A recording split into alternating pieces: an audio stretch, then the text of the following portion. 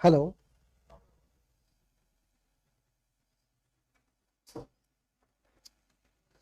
बच्चों, आज जो हम डिस्कस करेंगे chemical reaction and equation, chemical reaction and equation. और ये जो पार्ट रहेगा हमारा chemical reactions and equations, class 10th chapter first, and also important part for the SSC exams, just in case of set, even NDA exams and all other entrance exams. सभी exam के लिए ये जो part है बच्चों, chemical reactions and equations, बहुत important topic रहेगा सभी के लिए। और जैसा कि मैं आप बच्चों को सबसे पहले ये कहूंगा कि जो हमारा जो एग्जाम हट जो चैनल जो है यूट्यूब पे, बच्चों उसको आप जितना ज्यादा हो सके उसको सब्सक्राइब कीजिए, और जो हमारे क्लासेस लाइव है उनको शेयर कीजिए। सबसे पहले अगर हम केमिकल रिएक्शंस की बात करें, केमिकल रिएक्शंस का मतलब क्या होगा बच्चों? यदि अगर हम बात करें इन केस, देखना सर आवाज,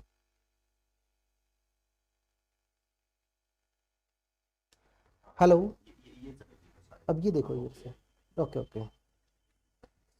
तो बच्चों अगर हम बात करें केमिकल रिएक्शंस एंड इक्वेशंस की, इन case of chemical reactions and equation, first of all हमें पता होना चाहिए बच्चों की किसी भी केमिकल इक्वेशंस के अंदर, मतलब अगर कोई भी रिएक्शन है, रिएक्शंस जो होगी वो फिजिकल चेंज भी हो सकता है और उसमें केमिकल चेंज भी हो सकता है।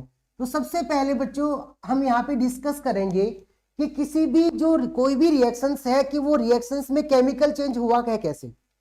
अगर मैं बात करूं इन केस ऑफ मिल्क, अब आप ध्यान से देखना बच्चों, मिल्क जो होगा दैट अगर इसको हम कुछ समय के लिए छोड़ देंगे, लेफ्ट कर देंगे रूम टेम्परेचर पे इन समर कंडीशन, तो बच्चों आप सभी बच्चों को पता होगा कि गर्मियों में जो दूध हम क्या कर रहे हैं, अगर आपने रसोई में छोड़ दिया रूम टेम्परेचर के ऊपर, after some times that the milk is sure, हम बोलते हैं ना कि दूध फट जाता है, इसका मतलब क्या हुआ कि वो दूध जो होगा वो श्योर हो गया उसका। इसका मतलब क्या है कि वो पार्ट जो है मींस मिल्क जो होगा, जो रियल के अंदर उसका जो टेस्ट था वो अब क्या हो गया, चेंज हो गया। इसका मतलब हम ये बोल सकते हैं कि किसी भी केमिकल रिएक्शंस के अंदर अगर केमिकल चेंज की बात आएगी तो इसका मतलब यहां हम ये कहेंगे कि चेंज इन टेस्ट, इसका मतलब चेंज इन टेस्ट जो होगा ये क्या कहला सकता है, that is a chemical change. या हम ये बोल सकते हैं change in colour, change in colour, या हम ये बोल सकते हैं that is change in temperature, या हम ये बोल सकते हैं बच्चों चेंज इन स्टेट। इसका मतलब अगर जो अवस्था जो है किसी भी सब्सटेंस की अगर वो भी चेंज हो रही है तो वो भी तो क्या कहलाएगा बच्चों, वो केमिकल चेंज कहलाएगा। अब ध्यान से देखना, इन case of digestion of food, in case of digestion of food, in case of respiration, respiration, या हम ये बोल सकते हैं कि जो आयरन जो पार्टिकल है, iron particle in humid atmosphere,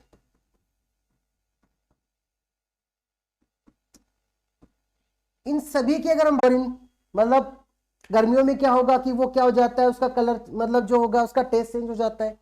food का डाइजेशन, अब देखो जो खाना हम खा रहे हैं बच्चों, चाहे वो हमने कार्बोहाइड्रेट लिया है, हमने प्रोटीन लिया है, प्रोटीन जो होगा that's convert into amino acid, carbohydrate जो होगा that's convert into glucose molecule, even respiration, iron particles in humid atmosphere, cooking of food, ये सारे के सारे एग्जांपल जो है बच्चों वो क्या है, that is a chemical change. एक बात तो क्लियर है।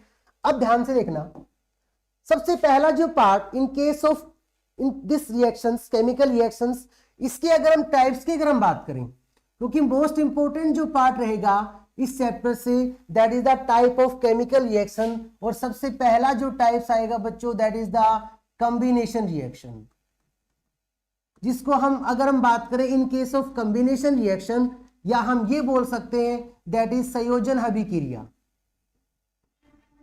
संयोजन अभिक्रिया।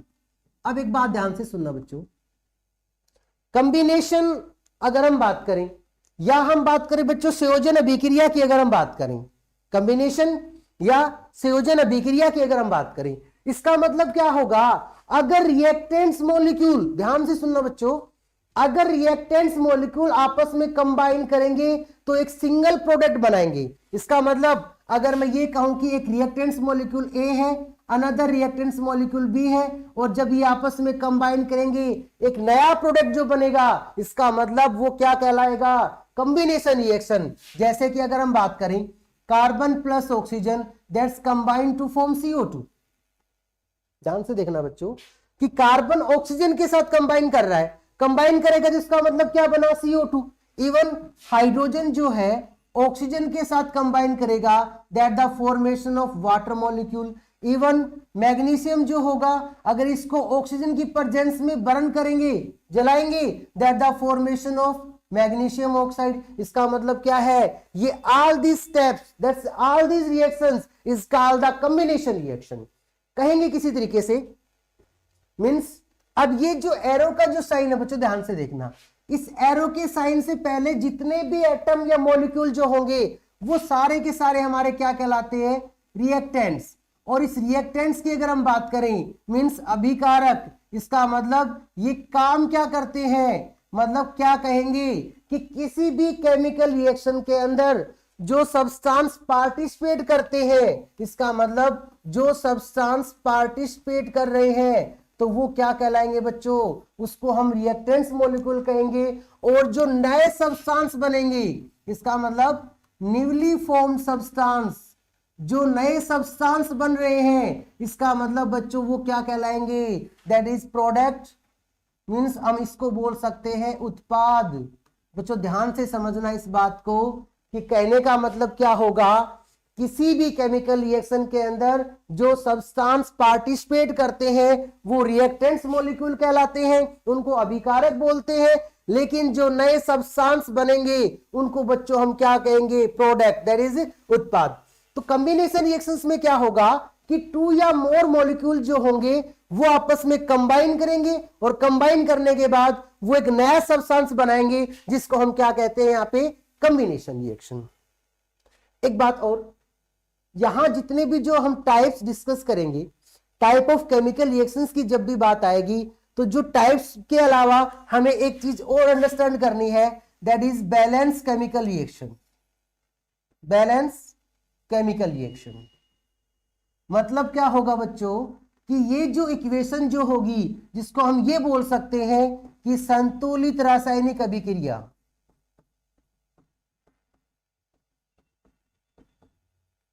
संतुलित रासायनिक अभिक्रिया, इसका मतलब क्या होगा कि जो भी केमिकल इक्वेशन है उसको हमें क्या करना है, बैलेंस करना है। अब ध्यान से देखना, इन केस ऑफ मैग्नीशियम, जो मैग्नीशियम का रिबन है, जब ऑक्सीजन की प्रेजेंस में उसको बर्न किया तो बच्चों बना क्या, मैग्नीशियम का ऑक्साइड।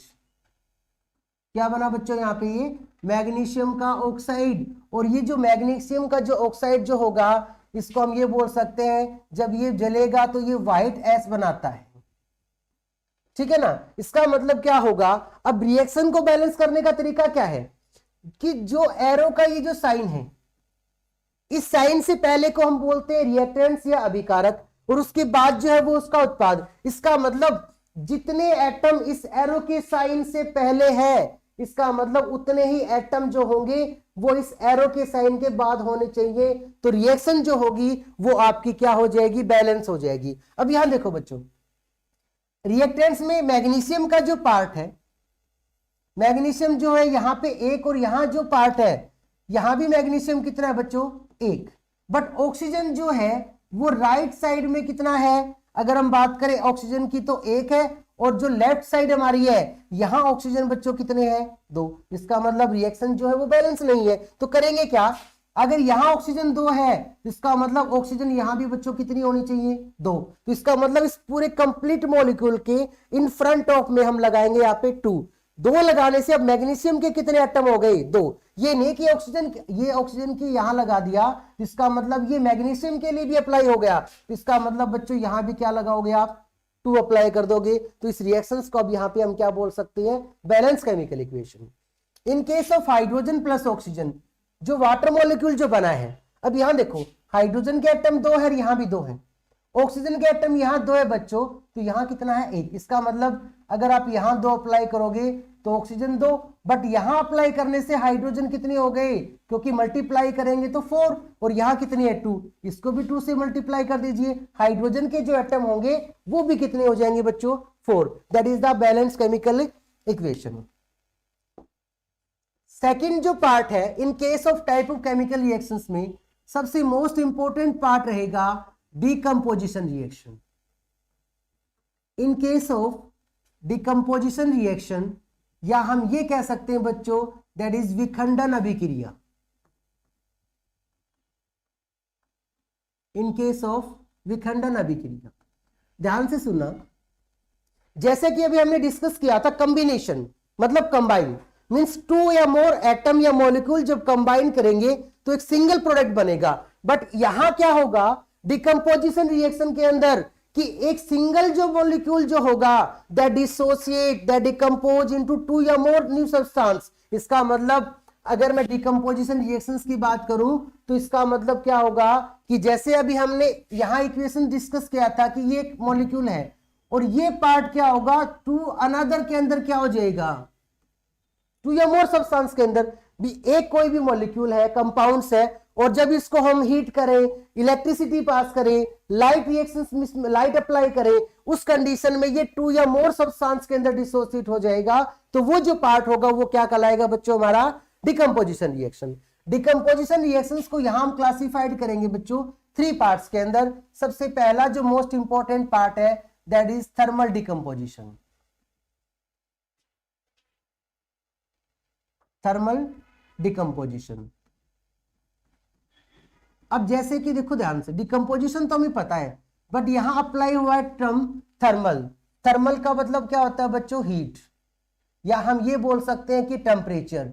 मींस अगर किसी भी कंपाउंड्स मॉलिक्यूल्स को यदि हीट दी जाएगी, हीट के बाद वो क्या होगा 2 या मोर सब्सटेंस के अंदर डिसोसिएट हो जाएगा। जैसे कि अगर हम बात करें लेड नाइट्रेट PbNO3 ट्वाइस, अब कुछ एक के मन में ये ख्याल आएगा सर लेड नाइट्रेट NO3 तो नाइट्रेट होता है बट ट्वाइस क्यों, क्योंकि लेड जो होता है उसकी जो वैलेंसी जो होती है जो हमने लास्ट लेक्चर में डिस्कस की थी, लेड की वैलेंसी कितनी होती है बच्चों 2, और नाइट्रेट जो है उसके ऊपर चार्ज -1, इसका मतलब 2 पे -2 है तो इसका मतलब इस पे कितना हो गया +2। तो बच्चों रिएक्शन ये क्या हो जाएगा फॉर्मूला मेकिंग होता है ये। जब इस लेड नाइट्रेट को जब हम हीट करेंगे तो बच्चों होगा क्या that's dissociate into lead oxide, plus में NO2 पार्ट मॉलिक्यूल्स, प्लस में ऑक्सीजन। और एक चीज ध्यान से सुनना कि जब भी लेड नाइट्रेट का डिकम्पोजिशन होगा जब उसको हीट दी जाएगी तो जो NO2 जो बन रहा है हमेशा इसका कलर बहुत बार पूछा गया है, तो NO2 जो गैस बनेगी इसका कलर जो होगा वो क्या होगा ब्राउन। अगर ये पूछ लिया जाए कि ऑक्सीजन के अलावा कौन सी गैस है तो NO2 के अलावा और कौन सी गैस इवॉल्व होगी तो बच्चों वो गैस कौन सी है ऑक्सीजन गैस होगी। रिएक्शन को बैलेंस की अगर हम बात करें मींस अगर यहां पे 2 मॉलिक्यूल सप्लाई कर दे लेड के, सिंपली देख सकते हो कि नाइट्रोजन यहां कितना है 1, इसका ट्वाइस कर रहे हैं, इसका मतलब यहां पे नाइट्रोजन 2 है, ठीक है ना। अगर यहां पे 2 अप्लाई कर देंगे तो इसका मतलब नाइट्रोजन यहां कितने हो गए 2, तो हमारे पास ये और 2 इसके मल्टीप्लाई में तो 4 हो गया, तो यहां बच्चों आप क्या अप्लाई कर दो 4। अब रिएक्शन जो होगी यहाँ पे लेड कितने हो गए 2, तो अब एक ही चीज बचता है हमारे पास पार्ट कि ऑक्सीजन कितना है 3 2 जा 6, ठीक है ना, मतलब 2 3 जा 6 और 2 जा 12। अब यहां देखिए 4 2 जा 8 और 2 10 और 2 12, इसका मतलब ये रिएक्शन क्या है हमारी बच्चों बैलेंस है। इन केस ऑफ डिकम्पोजिशन एक most important part ferrous sulphate, यदि सेम इट इज इस फेरस सल्फेट को हीट किया जाए that's the formation of Fe3O4 plus में सल्फर का डाइऑक्साइड प्लस में सल्फर का ट्राइऑक्साइड। एक चीज ध्यान से सुनना, अभी हाल ही में जो एनडीए का एग्जाम हुआ था उस एग्जाम के अंदर पूछा गया था, क्योंकि ये जो फेरस सल्फेट है याद रखना बच्चों कि फेरस सल्फेट में कितने वाटर मॉलिक्यूल जो होते हैं वो प्रेजेंट होते हैं। क्योंकि जैसे जैसे जो पार्ट, अगर कोई भी पार्ट हमारे सामने आएगा, जो प्रीवियस ईयर क्वेश्चंस होंगे वो साथ साथ हम करके चलेंगे। अब क्वेश्चन क्या पूछा गया था अभी हाल ही एग्जाम के अंदर कि फेरस सल्फेट में कितने वाटर के मॉलिक्यूल होते हैं? तो बच्चों याद रखना 7 वाटर के मॉलिक्यूल, मींस फेरस सल्फेट जो होगा उसमें 7 वाटर के मॉलिक्यूल जो होंगे बच्चों वो क्या होते हैं? प्रेजेंट। तो माइंड में करना कि फेरस सल्फेट के अंदर जो वाटर मॉलिक्यूल है जिसको हम ये बोल सकते हैं that is the water of crystallization, और वो कितने वाटर के मॉलिक्यूल है? 7। इसका मतलब अगर फेरस सल्फेट को हीट किया जाएगा तो ये हमारे पास पार्ट जो बन रहा है, one is the sulphur dioxide gas, another is the sulphur trioxide gas. Even एक मोस्ट इंपॉर्टेंट पार्ट जिसको हम ये बोलते हैं कैल्शियम कार्बोनेट। ध्यान से सुनना बच्चों, जो पीछे जो फीमेल कांस्टेबल का जो एग्जाम था उसमें यह पूछा गया था कि कैल्शियम कार्बोनेट को हीट करेंगे तो CO2 के अलावा क्या सब्सटेंस बनता है? अब यही पार्ट है कि कैल्शियम कार्बोनेट को जब हीट करेंगे तो उसमें जो पार्ट बन रहा है बच्चों वो क्या है? कैल्शियम का ऑक्साइड। इसका मतलब CO2 गैस इवॉल्व हो रही है, और एक पार्ट जो कैल्शियम ऑक्साइड है उसको हम किस नाम से जानते हैं बच्चों? क्विकलाइम, या हम ये बोल सकते हैं चूना। आम भाषा में इसको हम घरों में क्या बोलते हैं? कली। जो घरों में सफेदी की जाती है तो बच्चों वो क्या होता है? कैल्शियम ऑक्साइड होता है। बोलो ये पार्ट समझ में आया कि नहीं आया? ध्यान से सुनना। डिकम्पोजिशन रिएक्शन जिसको हम विखंडन अभिक्रिया बोलते हैं, विखंडन अभिक्रिया जो होगी मीन्स एक जो मॉलिक्यूल जो होगा, कंपाउंड जो होगा, दैट्स आर डिकम्पोज इनटू 2 या मोर न्यू सब्सटेंस। अनदर जो पार्ट है डिकम्पोजिशन का most important part, that is the light reaction.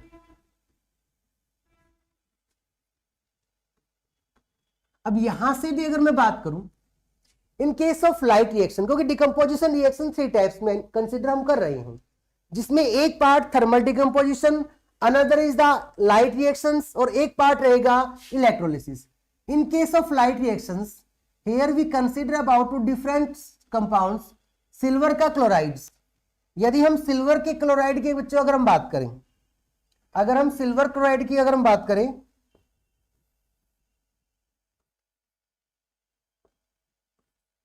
Yes, in case of silver chlorides AgCl, और जब इसको सनलाइट की प्रेजेंस में ट्रीट किया जाएगा, रिएक्ट किया जाएगा, these compounds are dissociate into Ag plus Cl2।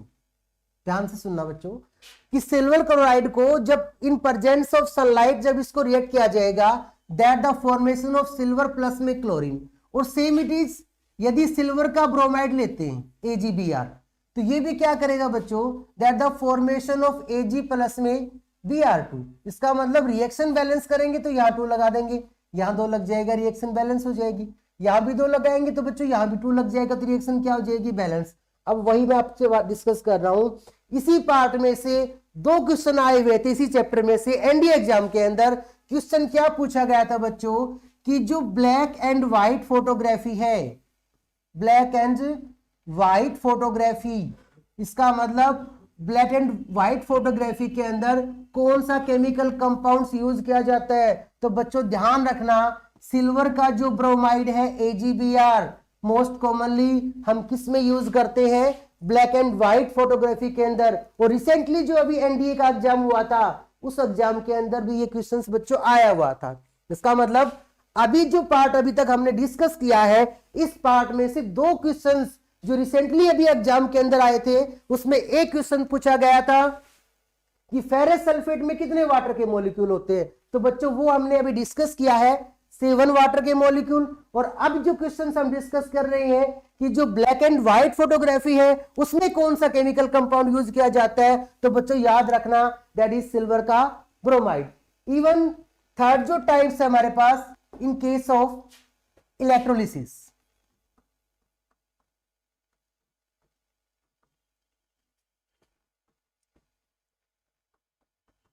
In case of electrolysis की अगर हम बात करें, मींस अगर किसी भी कंपाउंड्स में से इलेक्ट्रिसिटी पास की जाएगी तो इलेक्ट्रिसिटी पास करने से भी वो कंपाउंड्स क्या होगा?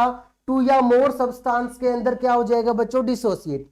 और बच्चों उसमें ध्यान से सुनना, ये तो सभी को पता है कि जो वाटर मॉलिक्यूल है जब इसमें से इलेक्ट्रिसिटी पास की जाएगी, तो इलेक्ट्रिसिटी पास की जाएगी तो that the formation of H2 plus O2, सभी को पता है कॉमनली।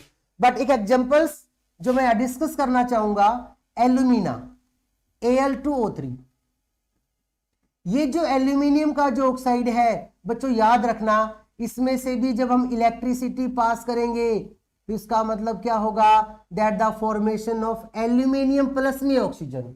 क्या बनाएगा बच्चों, ये एल्यूमिनियम प्लस में क्या बन रहा है, ऑक्सीजन। इसका मतलब क्या होगा कि जब रिएक्शन को बैलेंस करेंगे, यहां देखो बच्चों ऑक्सीजन 3 और यहां 2 है, इसका मतलब इसको 2 से मल्टीप्लाई करेंगे तो ऑक्सीजन 6, इसको 3 से मल्टीप्लाई करेंगे तो ऑक्सीजन 6।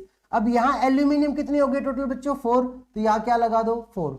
अब क्वेश्चन क्या हो सकता है कि एग्जाम में आपसे पूछा जाए Al2O3 और यहां आपको मिलेगा Al प्लस में O2, रिएक्शन बैलेंस है, नो डाउट। अब ये पूछ लिया जाएगा कि डिकम्पोजिशन जो रिएक्शंस है उसमें ये कौन सी किस टाइप की रिएक्शंस है। इसका मतलब अगर आपको ये पता है कि एल्यूमिना जो होगा डिकम्पोजिशन रिएक्शन का ही टाइप है, लेकिन डिकम्पोजिशन जो रिएक्शंस है बच्चों वो 3 पार्ट्स में हम डिस्कस करते हैं, तो याद रखना दैट इज इलेक्ट्रिसिटी के द्वारा इस एल्यूमिना जो होगा वो क्या करेगा, एल्यूमिनियम प्लस ऑक्सीजन के अंदर क्या हो जाएगा, डिसोसिएट। तो बच्चों ये पार्ट थे हमारे पास 3 इन केस ऑफ डिकम्पोजिशन रिएक्शंस। और जो थर्ड टाइप है most important part, that is displacement reaction.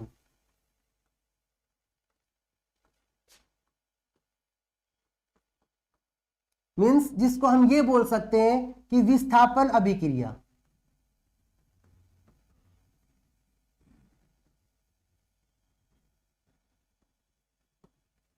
In case of displacement reaction या अगर हम बात करें विस्थापन अभिक्रिया, तो बच्चों एक चीज हमेशा माइंड में कर लेना, डिस्प्लेस का मतलब क्या होता है कि अगर कोई एक एटम जो हाईली रिएक्टिव है, जो हाईली रिएक्टिव होगा वो लेस रिएक्टिव एलिमेंट को अपनी पोजीशन, उसकी पोजीशन से क्या करेगा, वो डिस्प्लेस करेगा। और इस डिस्प्लेसमेंट में आपको एक टर्म जो होगी, जो जिसको हम ये कहेंगे दैट इज रिएक्टिविटी सीरीज, जो बच्चों सभी को पता होनी चाहिए। अगर आपको ये रिएक्टिविटी सीरीज पता है, जिसको अभिक्रियाशीलता क्रम बोल सकते हैं, अगर आपको ये पता है तो आप इसको इजीली काम कर सकते हो। सबसे पहले इस टर्म के लिए सिंपल जो फॉर्मूला जो अप्लाई करोगे कि कालूनाथ का माली आलू जरा फीके से पकाता है। तो बच्चों देखो सिंपल सी टर्म है, इजीली सभी को याद हो जाएगी। और डिस्प्लेसमेंट जो रिएक्शन है वो बच्चों आपकी कभी गलत नहीं होगी। कोई आगे आए और वो भी पिटने के लिए,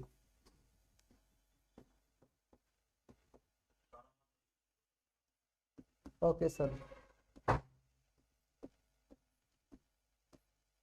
बच्चों ध्यान से देखना एक बार, मैंने क्या कहा यहां पे कि जो रिएक्टिविटी सीरीज है, और रिएक्टिविटी सीरीज के अंदर जिसको हम अभिक्रियाशीलता क्रम जिसको हम बोलते हैं, और वो अभिक्रियाशीलता क्रम में जो अभी हमने लिखा है कि कालूनाथ का माली मीन्स पोटेशियम सोडियम का Ca, माली Mg, इवंस आलू Al, जरा जिंक, फीके आयरन Fe, से SN3 जिसको हम बोलते हैं, पकाता Pb बच्चों है हाइड्रोजन, कोई कॉपर और आगे Ag, और यहां लिखा है मैंने Au, और सबसे लास्ट में आया बच्चों पिटने के लिए प्लेटिनियम। इसका मतलब क्या है, अभी इसी पार्ट में से रिसेंटली क्वेश्चन क्या पूछा गया था इन केस ऑफ फीमेल कांस्टेबल का जो एग्जाम हुआ था, कि जो कोल्ड वाटर जो होता है, कोल्ड वाटर के साथ कौन सा एटम जो होगा वो सबसे ज्यादा इजीली क्या करेगा, रिएक्ट करेगा।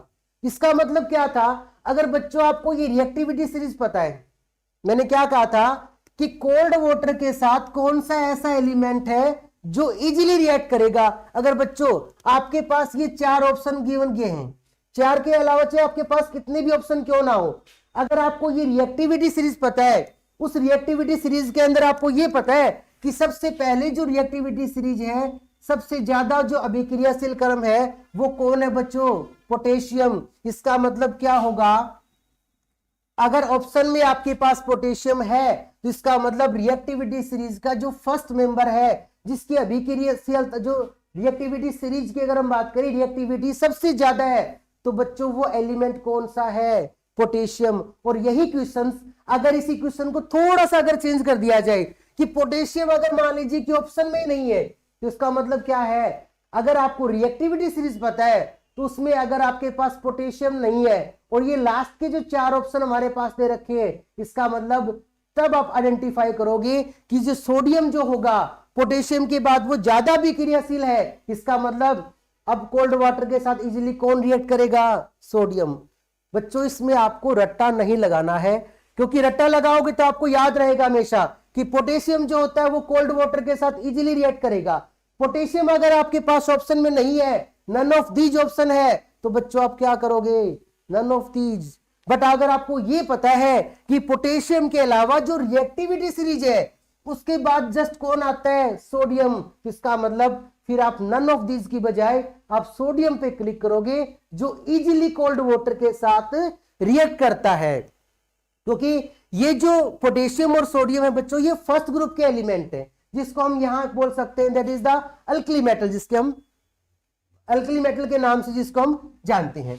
अब देखो ध्यान से, डिस्प्लेसमेंट रिएक्शन में क्या है? अगर मान लीजिए इक्वेशन हम अप्लाई कर रहे हैं, जिंक प्लस कॉपर सल्फेट। अब ध्यान से देखना बच्चों, रिएक्टिविटी सीरीज में जिंक कहां पे है? यहां पे। और बच्चों कॉपर कहां है? इसकी जस्ट नीचे आकर के आप देखोगे तो बच्चों यहां पे क्या है? कॉपर। इसका मतलब जिंक जो है वो कॉपर से ज्यादा विक्रियाशील है। अगर जिंक कॉपर से ज्यादा रिएक्टिव है तो इसका मतलब जिंक क्या करेगा बच्चों? इस कॉपर को डिस्प्लेस करेगा। तो डिस्प्लेस करेगा तो रिएक्शन जो होगी वो क्या बनेगी? जिंक सल्फेट प्लस में कॉपर। अगर इसी इक्वेशन को हमने ऐसे अप्लाई कर दिया, कॉपर प्लस जिंक सल्फेट, इसका मतलब अब ये देखो ना कि बात तो वही है कि जिंक ज्यादा विक्रियाशील है एज कंपेयर टू कॉपर, तो कॉपर को इसकी पोजीशन से डिस्प्लेस कर देगा। बट अगर कॉपर प्लस जिंक सल्फेट आ गया, इसका मतलब क्या है कि कॉपर जो है वो लेस रिएक्टिव है एज कंपेयर टू जिंक। इसका मतलब ये जिंक को डिस्प्लेस नहीं कर पाएगा, तो हम क्या कर सकते हैं? That is no reaction. बोलो ये चीज समझ में आ रही कि नहीं आ रही? एक बात और, अगर मान लीजिए मैं इसी एग्जांपल्स को यहां पे और अप्लाई कर रहा हूं कि लेड प्लस कॉपर क्लोराइड। अब बच्चों बात तो वही है कि sir zinc copper sulphate common example से हम पढ़ते आए हैं, बट अगर थोड़ा सा एग्जांपल को चेंज कर दिया जाए, अब जैसे मैंने लेड के साथ कॉपर क्लोराइड लिया है, अगर आपके माइंड में ये कालूनाथ का जो माली आलू जरा फीके से पकाता है, कोई आगे आए पीटने, अगर ये सिंपल आपको ये पता है कि इसका मतलब फीके से पकाता है और कोई आगे आए, तो कोई में तो कौन आ गया? हमारे पास कॉपर आया है। तो कॉपर तो बहुत बाद में आया है, उससे पहले क्या आया है? लेड आया है। इसका मतलब कि लेड जो है वो कॉपर से ज्यादा रिएक्टिव है। तो ज्यादा रिएक्टिव है तो बच्चों क्या करेगा? ये कॉपर को डिस्प्लेस करेगा। ज्यादा रिएक्टिव है तो बच्चों क्या करेगा? ये कॉपर को डिस्प्लेस करेगा। इसका मतलब अगर आपको ये रिएक्टिविटी सीरीज नहीं पता है तो बच्चों फिर आपकी डिस्प्लेसमेंट जो रिएक्शंस होगी उसको आप इजीली कंसीडर नहीं कर पाओगे। तो आई थिंक ये जो पार्ट रहेगा बच्चों ध्यान से सुनना, इस सीरीज के अंदर से हर बार कोई ना कोई क्वेश्चन जो होगा, चाहे वो आपका एसएससी का एग्जाम हो, कोई भी इंट्रेंस एग्जाम हो, इवन चाहे एनडीए का एग्जाम क्यों ना हो, बच्चों यहां से इस चैप्टर में से 2 क्वेश्चंस कंपलसरी आते हैं एग्जाम के अंदर। नेक्स्ट पार्ट जो आता है इसका, that is double displacement reaction. Double displacement reaction, that is the last types of the reaction. Double displacement mean जिसको हम बोल सकते हैं बच्चों द्विविस्थापन अभिक्रिया। द्विविस्थापन अभिक्रिया। अब ध्यान से देखना बच्चों, डबल डिस्प्लेसमेंट, डिस्प्लेसमेंट का मतलब तो अभी हमने डिस्कस किया था कि हम क्या करेंगे? विस्थापन अभिक्रिया मीन्स जो ज्यादा रिएक्टिव होगा वो क्या करेगा? कम रिएक्टिव को वहां से डिस्प्लेस करेगा। बट जो डबल डिस्प्लेसमेंट रिएक्शंस है, कॉमनली इसको आप याद कर सकते हो, means exchange of ion. Exchange of ion, इसका मतलब क्या होगा कि जो दो कंपाउंड जो दिए गए हैं उन दोनों कंपाउंड्स में जो आयन जो होंगे वो आयन क्या होंगे, आपस में एक दूसरे के साथ बच्चों वो एक्सचेंज हो जाएंगे।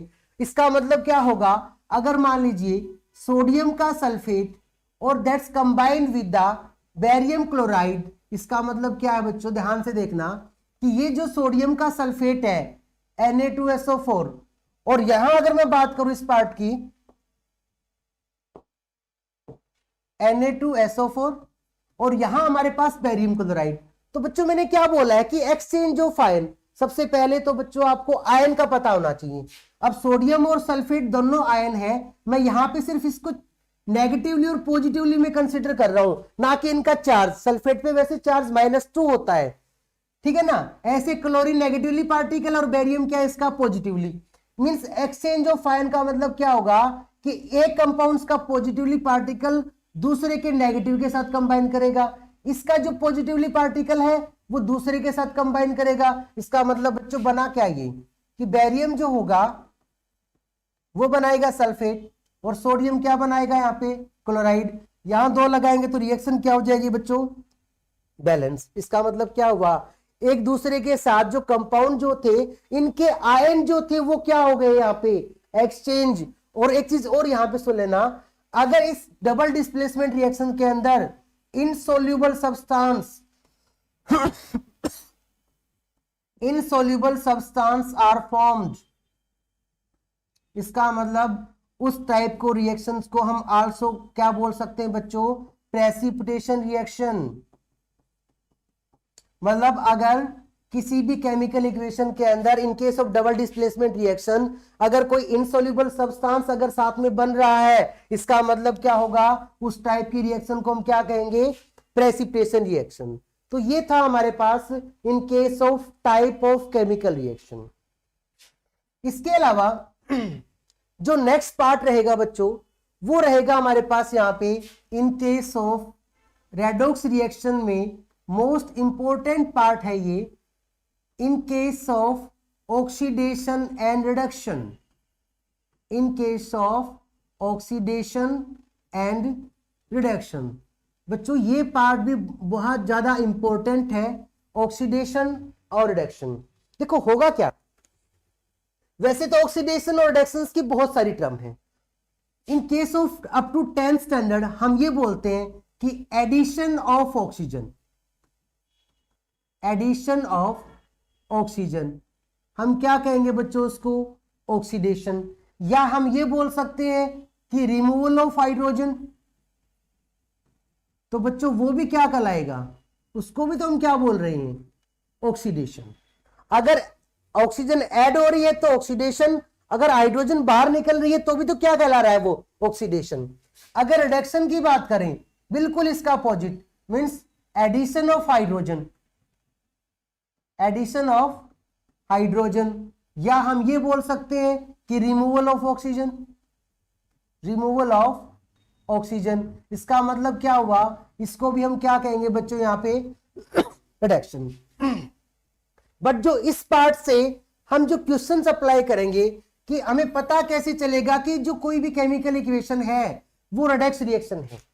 रेडॉक्स रिएक्शंस का मतलब क्या होगा, अगर किसी भी केमिकल इक्वेशन के अंदर ऑक्सीडेशन और रिडक्शन दोनों एक साथ हो रहे हैं, दोनों एक साथ का मतलब क्या होगा, मान लीजिए अभी जैसे अभी हमने रिएक्शंस डिस्कस की थी, zinc plus copper sulphate, reaction में क्या बना था, जिंक सल्फेट प्लस में कॉपर।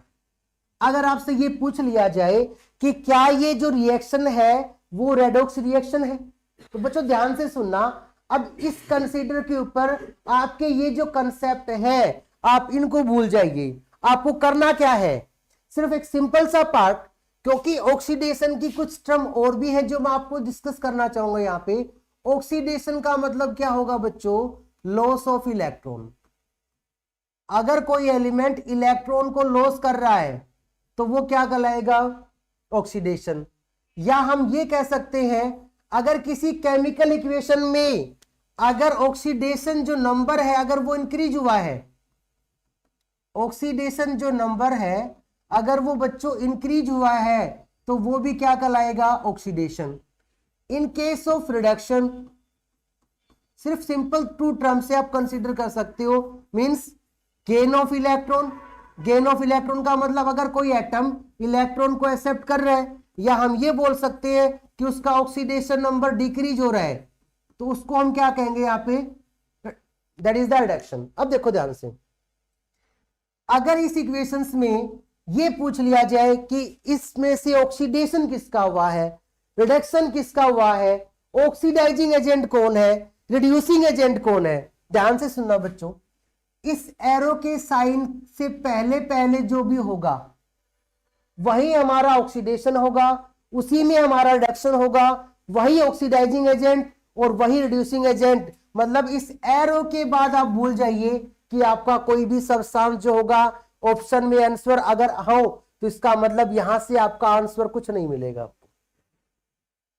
एक बात समझ रहे हैं मेरी बात, कि एरो के साइन के बाद जो आपके पास सब्सटेंस होंगे वो आपका क्या होगा, ना ही तो ऑक्सीडेशन कहलाएगा, ना ही रिडक्शन कहलाएगा, ना ही ऑक्सीडाइजिंग एजेंट, ना ही रिड्यूसिंग एजेंट होगा। तो वो कौन होगा, इस एरो के साइन से पहले पहले होगा। इसका मतलब अब यहां मैं एक सिंपल सा टर्म समझा रहा हूं आपको। आपको यहां जो एलिमेंट जो है, मॉलिक्यूल जो है, उनका ऑक्सीडेशन नंबर आपको कैलकुलेट करना आना चाहिए।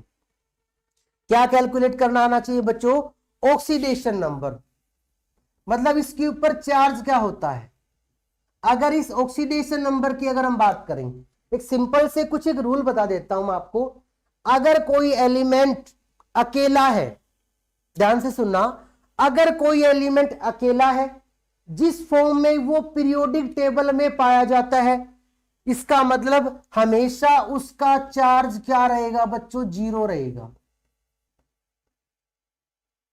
अब देखो ये इस इक्वेशन पे अप्लाई करके देखिए, मैंने क्या बोला है, अगर कोई एलिमेंट अकेला है, मतलब जिस फॉर्म में वो पीरियोडिक टेबल के अंदर पाया जाता है, हमेशा उसके ऊपर चार्ज क्या रहेगा बच्चों, जीरो। इसका मतलब यहां देखिए, इस जिंक पे चार्ज कितना है, जीरो।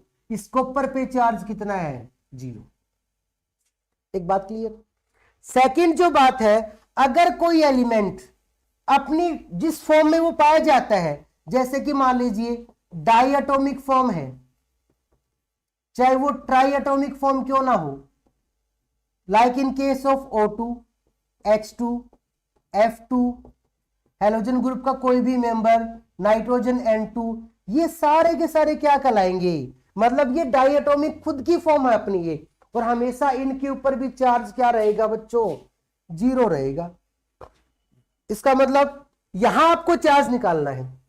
सल्फेट के ऊपर चार्ज कितना होता है, हमेशा -2, तो दूसरा एटम के ऊपर उसका अपोजिट चार्ज कितना हो गया बच्चों, +2। ये सल्फेट पे -2 है तो जिंक पे कितना हो गया, +2। अब देखो ध्यान से, अगर यहां एरो के साइन से पहले तो जीरो और एरो के साइन के बाद क्या शो कर रहा है बच्चों, +2, इसका मतलब मैंने क्या लिखा था यहां पे, अगर ऑक्सीडेशन नंबर इंक्रीज हो रहा है तो वो क्या कहलाएगा, ऑक्सीडेशन। ध्यान से समझो इस पॉइंट को, मैंने क्या कहा है यहां पे, कि अगर किसी भी एलिमेंट का ऑक्सीडेशन जो नंबर है वो इंक्रीज हो रहा है, यहां देखो जीरो शो कर रहा है और यहां बच्चों कितना शो कर रहा है, +2, इसका मतलब यहां ऑक्सीडेशन नंबर इंक्रीज हुआ है, तो इंक्रीज हुआ है तो इसका मतलब वो क्या कहलाएगा, उसका ऑक्सीडेशन कहलाएगा। और जिस किसी भी सब्सटेंस का ऑक्सीडेशन होगा वो हमेशा क्या कहलाता है, रिड्यूसिंग एजेंट। इसका मतलब अगर आपसे ये पूछा जाता कि इस केमिकल इक्वेशन के अंदर कि रिड्यूसिंग एजेंट कौन है, तो बच्चों आपको पहले क्या करना था, आइडेंटिफाई करना था कि ऑक्सीडेशन किसका हुआ है, जिसका ऑक्सीडेशन हुआ है वही तो क्या कहलाएगा बच्चों, रिड्यूसिंग एजेंट।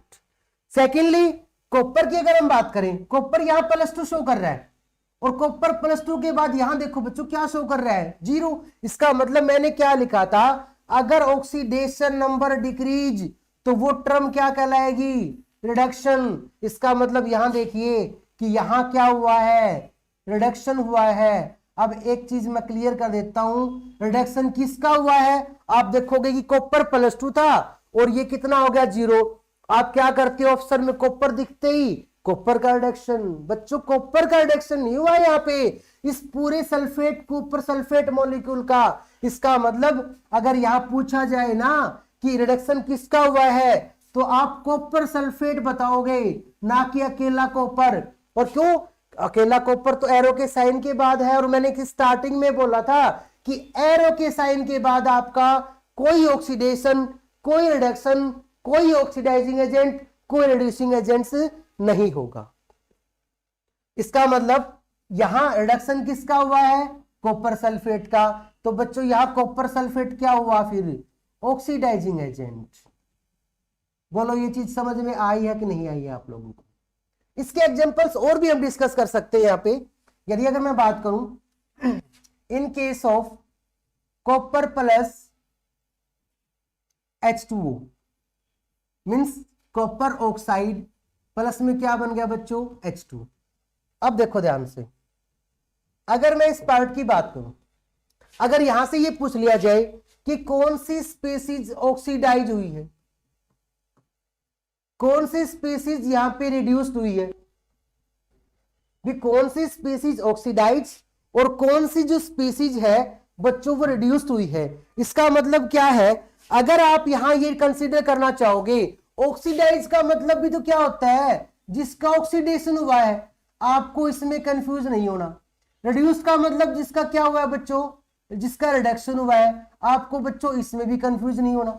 मैंने क्या बोला है? जिसका ऑक्सीडेशन होगा वो ऑक्सीडाइज, जिसका रिडक्शन होगा वो रिड्यूस्ड।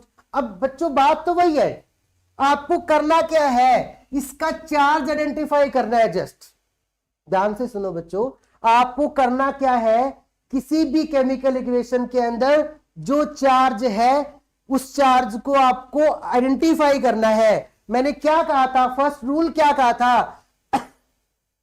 कि कोई एलिमेंट अगर अपनी एलिमेंट्री फॉर्म में है, अकेला है, अकेला कॉपर है, तो चार्ज क्या है इस पे? 0।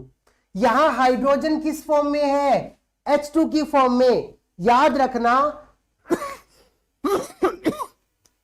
अगर कोई भी दो एलिमेंट सेम मॉलिक्यूल, मतलब अगर सेम एटम आपस में कंबाइन करके चाहे वो H2 बना रहे हैं, ऑक्सीजन का है तो O3 बना रहे हैं, फॉस्फोरस का है तो P4 बना रहे हैं, मींस O3 है या P4 है, S8 है, अरे एटम तो सेम है, सेम एटम हो गए, कंबाइन करेंगे, लेकिन चार्ज हमेशा बच्चों क्या रहेगा? 0 रहेगा। इसका मतलब इस पे चार्ज कितना है? 0। अब यहां से आपको चार्ज निकालना है बच्चों। ऑक्सीजन आप हम प्रीवियस क्लास में डिस्कस कर चुके हैं कि ऑक्सीडेशन नंबर आप कैसे निकालते हो। ऑक्सीजन का एटॉमिक नंबर 8, वैलेंस इलेक्ट्रॉन 6, मतलब क्या कर रहा है? 2 इलेक्ट्रॉन को गेन करेगा तो -2, और हाइड्रोजन +1, 2 पे कितना हो गया? +2। तो बच्चों चार्ज आपको बैलेंस करना है। ऑक्सीजन -2 है तो हाइड्रोजन +2 होना चाहिए। अगर ये एक +1 है तो 2 पे कितना हो गया बच्चों? +2 हो गया कि नहीं हो गया? ये -2 है तो बच्चों इसका अपोजिट कितना बन गया? +2। अब देखो कॉपर यहां 0 है और यहां कितना है? +2। मतलब क्या हुआ इसका? ऑक्सीडेशन। क्यों हुआ? क्योंकि यहां पे 0 से +2 मतलब ऑक्सीडेशन नंबर बढ़ रहा है। और यहां देखो ऑक्सीजन -2, हाइड्रोजन +1 है, और बच्चों यहां कितना है? 0। मतलब क्या हो गया यहां पे? अगर आप डिस्कस करो दैट इज द रिडक्शन। क्यों? क्योंकि यहां +1 से 0 तो ऑक्सीडेशन नंबर है बच्चों वो घट गया। इसका मतलब जिसका ऑक्सीडेशन हुआ है वो क्या कहलाएगा? Reducing agent. वो क्या कहलाएगा बच्चों? Reducing agent. और जिसका रिडक्शन हुआ है बच्चों वो क्या कहलाएगा? Oxidising agent. बोलो ये चीजें आपको समझ में आ रही है कि नहीं आ रही बच्चों? आप इस मेथड के द्वारा, अगर आप ऐसे क्वेश्चन बहुत बार आते हैं बच्चों एग्जाम के अंदर, इस प्रकार के क्वेश्चंस बहुत बार आते हैं एग्जाम के अंदर, आपको कंफ्यूज नहीं होना है। Just to identify the charge, या आप ये बोल सकते हो कि आपको उसका ऑक्सीडेशन नंबर कैलकुलेट करना आना चाहिए। आप इजीली उसको फिर आप सोल्व कर सकते हो। बोलो ये चीजें आपको समझ में आ रही कि नहीं आ रही बच्चों? फिर भी आपको लास्ट में मैं एक बात फिर बोल रहा हूं कि जो हमारा एग्जाम है, जो चैनल जो है यूट्यूब पे, आप इसको सब्सक्राइब कीजिए, जितना ज्यादा से ज्यादा हो सके उतना इसको शेयर कीजिए। इससे क्या होगा बच्चों? साथ में कमेंट भी आप पास करते रहना। और जितना भी पार्ट जो हम डिस्कस करेंगे वो हमारा साथ साथ चलता रहेगा, और किसी भी तरीके से आप हमें मोटिवेट भी कर सकते हो, हमें ये भी बता सकते हो कि हमने जो पढ़ाया है उसमें क्या कमियां हैं, सर आपको बच्चों मतलब टीचर्स ने किस तरीके से पढ़ाया गया है। तो आप उस चीज को आप इजीली आप अपने इस कमेंट बॉक्स में आप इसको अप्लाई कर सकते हो। Thank you and have a nice day.